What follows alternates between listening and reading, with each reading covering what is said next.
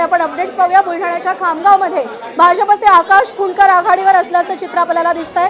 त्याच्यामुळे क्षणाक्षणाला चित्र बदलताना दिसतंय। 288 पैकी 70 जागांचे कल हाती आलेत। अश्विन, अकोटमधनं भाजपचे प्रकाश भारसाखळे हे आघाडीवर आहेत, तेव्हा बुलढाण्याच्या खामगावात भाजपचे आकाश खुणकर आणि त्यासोबतच अकोटचा देखील अपडेट आलेला आहे। उमरखेडमधून भाजपचे किसन वानखेडे आघाडीवर, अकोटमधनं भाजपचे प्रकाश भारसाखळे आघाडीवर। त्यामुळे सध्याच्या घडीला भाजपच्या आघाडीच्या उमेदवारांची संख्या झाली आहे 25। प्रज्ञा, बरोबर आहे। त्याच्यामुळे सध्या आपण दृश्य पाहतोय, महायुती 40 जागांवर आघाडीवर आहे, महाविकास आघाडी 27 जागांवर आघाडीवर आहे आणि हे चित्र आपल्याला सातत्यानं पालटताना दिसतंय। क्षणाक्षणाचे अपडेट हाती यायला सुरुवात झाली आहे। आपण एक छोटी कमेंट याच्यावरती विद्याताईंची घेऊया। युगेंद्र पवार आणि रोहित पवार दोघेही जनरेशन नेक्स्ट आघाडीवर दिसतायत।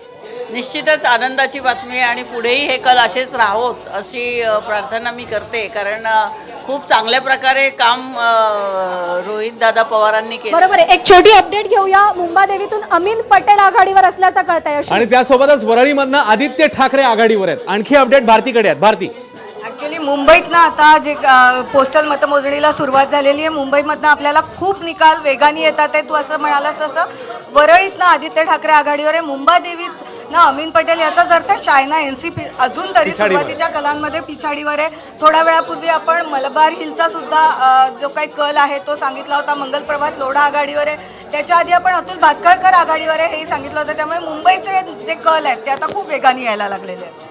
तेव्हा मुंबईचे कल वेगाने येत आहेत। जसं आता भारतीने सांगितलं, मुंबादेवी असेल किंवा अन्य ठिकाणी असेल, वरळीची अपडेट समोर आलेली आहे। माहीमची अपडेट अजून समोर आली नाहीये, त्यामुळे माहीमच्या लढतीकडे अकोटमधून वंचितचे बोडके आघाडीवर असल्याचं आपल्याला दिसतंय। दीपक बोडके वंचितचे आघाडीवर आहेत, अर्थात वंचितनं आम्ही सत्तेसोबत राहू अशी आपली भूमिका स्पष्ट केली आहे। प्रकाश आंबेडकरांनी